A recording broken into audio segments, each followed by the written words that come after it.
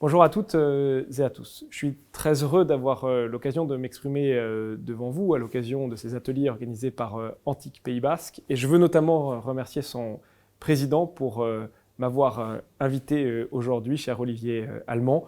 Je suis confus de ne pas pouvoir le faire en présentiel, mais puisque c'est un peu la règle de la période, il était important pour moi de pouvoir m'exprimer en vidéo. Je crois que c'est extrêmement important parce que le sujet que vous abordez, à savoir le sujet de la nature et de l'évolution du numérique, vers un numérique plus responsable, plus durable, plus propre, est une des grandes questions qui se posent à nos sociétés dans les années à venir. On l'a vu, le numérique est une des grandes révolutions, une des grandes transformations de nos sociétés, de nos économies, qui bouleverse tout le monde tel que nous l'avons connu jusqu'ici. Il bouleverse les relations internationales, la manière dont nous interagissons entre nous, les relations interpersonnelles, l'économie, la société, la santé, puisqu'on a vu à quel point le numérique pouvait venir en appui d'une lutte contre la pandémie dans les mois qui sont en train, on l'espère, de se terminer.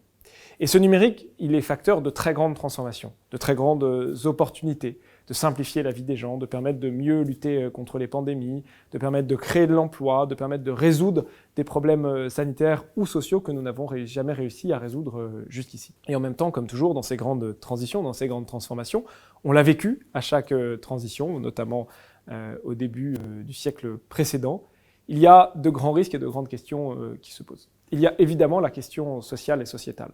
Aujourd'hui, et le Pays Basque est bien placé pour le savoir, qui a été précurseur dans la question de l'inclusion numérique, qui va accueillir, je crois, 40 conseillers numériques, ces médiateurs numériques qui vont accompagner les Françaises et les Français dans leurs usages et dans l'apprentissage de cette grammaire du numérique. Il y a évidemment tous ces Françaises et ces Français dont je viens de parler, un Français sur 6 qui n'utilise jamais un ordinateur, un Français sur 3 qui manque de compétences de base en numérique, que nous devons accompagner dans cette transition. Car ce que nous avons vu avec ce qui s'est passé pendant le confinement, c'est que oui, il y a eu une accélération de la numérisation, une accélération de la transition de la société et de l'économie vers le numérique, mais cela a agrandi, en quelque sorte, le fossé qui existait déjà avec tous ceux qui ne se sentent pas à bord de cette révolution, tous ceux qui se sentent laissés de côté.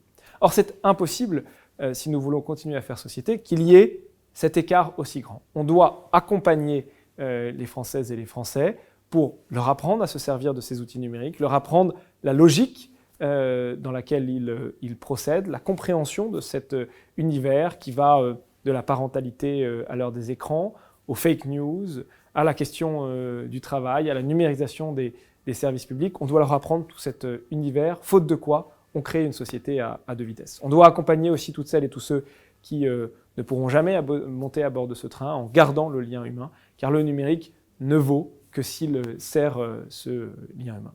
Et puis il y a cette question évidente, très actuelle, de l'impact écologique du numérique, de la pollution, quelque sorte, créée par le numérique lui-même. Il faut à cet égard être extrêmement clair. Le numérique est au service de la transition environnementale. Nous ne réussirons pas la transition énergétique si nous n'avons pas plus de numérique.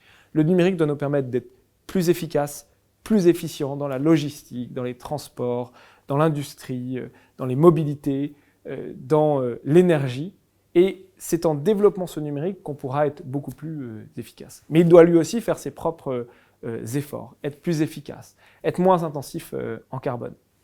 C'est pour cela que le gouvernement a présenté une feuille de route du numérique et environnement que nous avons portée avec Barbara Pompili et que nous devons travailler sur nos usages du numérique. Et d'abord sur le rythme de renouvellement de nos équipements électroniques, puisque entre les 3/4 et les 4/5 de notre pollution numérique est engendrée par ces téléphones, ces télés, ces ordinateurs que nous renouvelons beaucoup trop souvent.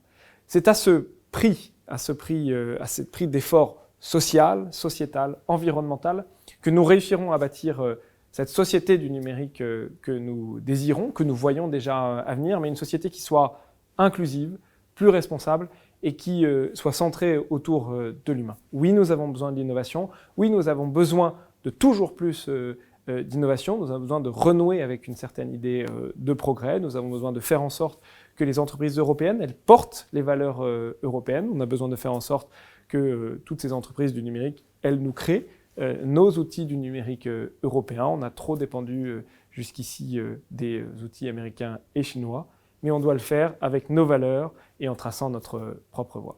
Bonne journée de débat et merci encore pour votre invitation.